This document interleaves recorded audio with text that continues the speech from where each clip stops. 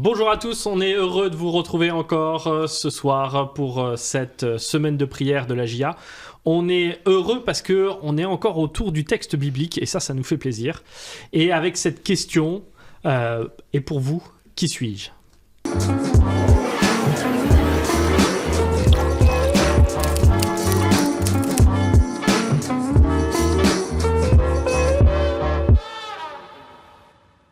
Alors, ce soir, on est avec Mélo et Clément pour partager encore autour de ce texte. Et de ce texte un peu bizarre, encore une fois. Est-ce que vous avez déjà fait ça, de demander à vos potes qu'est-ce qu'ils pensaient de vous ? Ouais, moi j'ai déjà fait. C'est vrai ? Ouais. Moi, j'ai jamais osé. Moi j'ai déjà fait par rapport au fait que quand tu les vois la première fois, le premier jugement. Ah, ouais. En mode, moi, c'est pas comme ça que je te voyais. Genre. Ah ouais, sur les premières impressions, Ouais, vous voulez c'est ça. dire ? Ouais. J'en ai déjà parlé avec mes copines. Ça, c'est super important, je pense. Enfin, moi, j'ai jamais eu l'occasion d'avoir... Le retour ? Ouais, un vrai retour. Enfin, parce qu'il y a des personnes, tu leur demandes un retour, mais c'est hypocrite, c'est malsain des fois, donc ça sert à rien. Oh, non. Mais avoir un retour, c'est très constructif, parce que justement, ça offre une vision extérieure de choses qu'on peut pas se rendre compte. Et ouais, c'est super important. Ah ouais. Moi, j'aurais peur du jugement de l'autre, tu vois. Moi, c'est regard. C'est des bonnes copines maintenant, Ouais, donc je m'en fiche un peu. Et justement, ça me permet d'évoluer, de changer un peu ce qui va pas. Parce que du coup, moi, ils m'ont dit, t'avais l'air grave hautaine au début.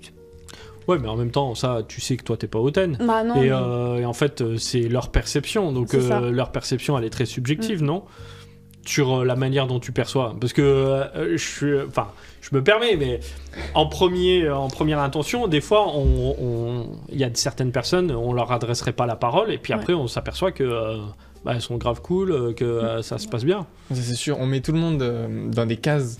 Et du coup, dès qu'on découvre une nouvelle personne, on va la rapprocher à une de nos cases et on va faire coller un petit peu ce qu'on connaît.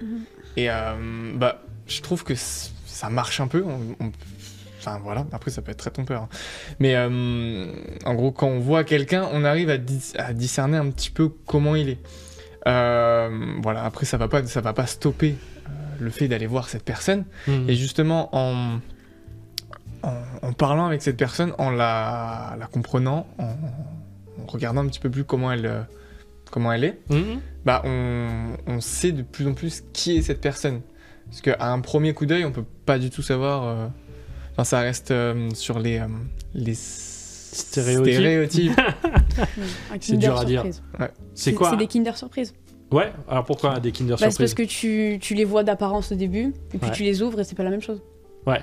Oh, j'aime bien. Ouais, bravo. Sympa le Kinder Surprise. Donc en fait, en fait, il faut pas se fier aux apparences, en fait. C'est ça que vous êtes en train de dire. Ouais. Ah, c'est sûr, les apparences sont très facilement trompeuses. Et ça, c'est clair. Enfin, vraiment. Donc là, j'imagine que vous avez plein d'anecdotes de personnes que vous avez jugées d'entrée de jeu. Et puis après coup, j'ai dit, en fait, il est pas si... Au final... c'est sûr. Moi, déjà, j'ai fait le BAFA la semaine dernière. Ouais. J'ai terminé. Et à l'inverse, il y avait une personne, vraiment, je l'ai regardée, je savais qui c'était. Et durant toute la semaine, ça m'a gardé, ça m'a conforté dans ce que je pensais, parce qu'en fait, c'est exactement la même personne que quelqu'un que je connaissais déjà. Ouais. Et donc, des fois, on retrouve un petit peu des grosses similitudes. Et là, c'était vraiment frappant, quoi. Vraiment le même corps, la même façon de penser, les mêmes... Tout, c'était la même personne. En même temps, des fois, on peut se retrouver... Enfin, moi, je sais que je suis dans une grande famille qui, de temps en temps, et vous connaissez ça aussi, mais il y a des traits de similarité entre les membres de ma famille. Et, de temps en temps, on m'a appliqué un petit peu ce trait... je sais pas, on m'a dit, les Retlevski, ils sont comme ça, et donc, forcément, je rentre dans ce stéréotype du Retlevski. Je sais pas si ça vous a fait la même chose. Et comment vous en sortez de ça Moi. Est-ce que ça vous dérange déjà ? Ça dépend pourquoi en fait. Mais en vrai, moi, je reste fière, tu vois, parce que je suis vachement caractérisée par rapport à mon papa. Et donc, on me dit toujours, quand je suis allée à Réa la première fois, on m'a dit mais t'es la fille de Laurent Godet, non. Heureusement qu'on a des super parents, parce que du coup, c'est des bons stéréotypes. Mais du coup, en fait, ça me rend fière, en fait, de la personne qui sont devenues, en fait. Mais aussi, ça me laisse pas trop de place, parce que du coup, je suis toujours derrière cette personne, en fait. Et du coup, justement, moi, mon papa, il m'a dit que dès que je commençais l'animation, il me laissait de la place pour que, justement, j'existe et pas sous son ombre, en fait. Que je sois une personne à part entière. Donc ça devient vraiment cette notion-là, surtout des personnes qui vont avoir cette projection sur toi en disant « Oh punaise, elle ressemble tellement à son père », ou il ressemble tellement à son père ou à sa mère. Et donc, parfois, est-ce que vous ne trouvez pas que ça, c'est parfois un peu enfermant pour C'est que de toute façon, quand on rencontre une nouvelle personne, on se rattache à ce qu'on a. Donc on se rattache à son physique, à ce qu'on connaît de sa famille du coup. Et donc c'est assez normal. Et je trouve pas que ce soit vraiment dérangeant dans le sens où pour ma part, c'est pas horripilant. J'arrive pas à un endroit, tout le monde me déteste parce que mon père a fait quelque chose d'horrible. Non, au contraire. Ils sont en mode t'es le fils de Bruno, c'est super. Ils me racontent même des anecdotes et c'est super. Ça m'ouvre. Ça m'ouvre des choses, carrément. Ça dépend, en fait. Ça dépend par rapport à quoi il te caractérise.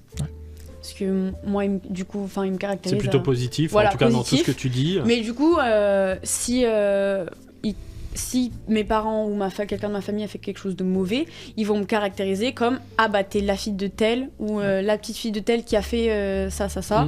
Et du coup, on va mal être vu. Alors que au final, on n'est pas du tout comme ça. On peut être une personne super cool, sauf que vu qu'il y a ces préjugés, on va être mis de côté ou jugé parce que un tel a fait une erreur dans sa vie.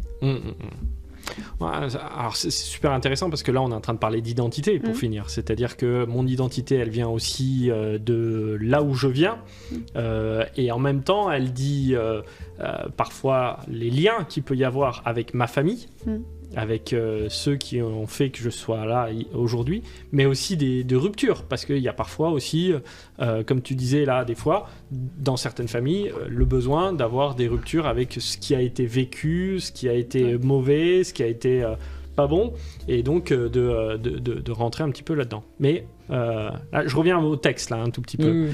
Le texte, Jésus va avoir ce moment où il va demander à ses amis, au dire des gens, qui dites-vous, qui disent-ils que je suis ?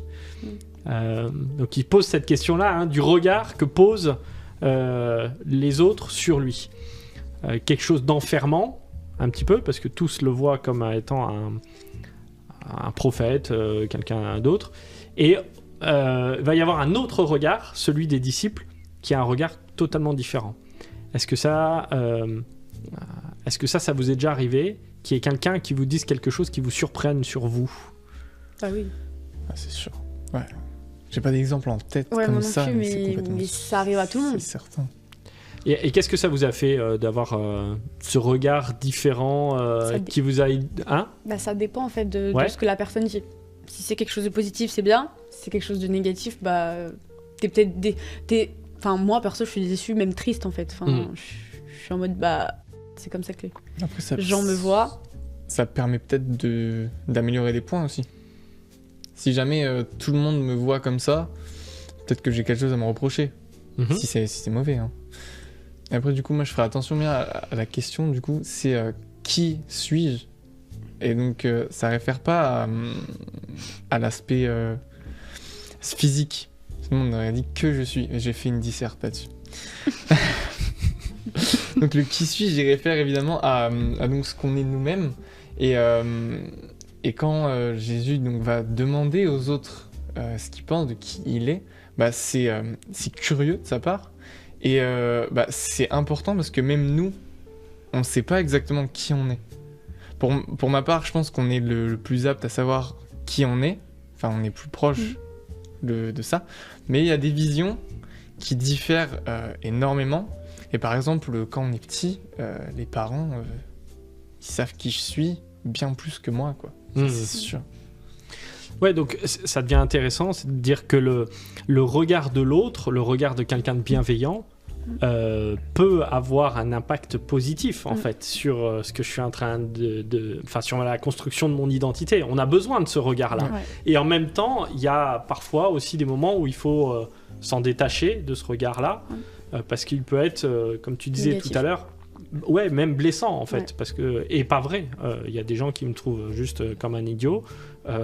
C'est pas vrai, je suis pas un idiot. Rassurez-moi. Ah, on est d'accord. Non, bon, va. Ok, c'est ça bon. va. On va dire. Et même, surtout, c'est sûr que les proches, etc., faut prendre en compte ce qu'ils disent, mais même les personnes qui nous aiment pas.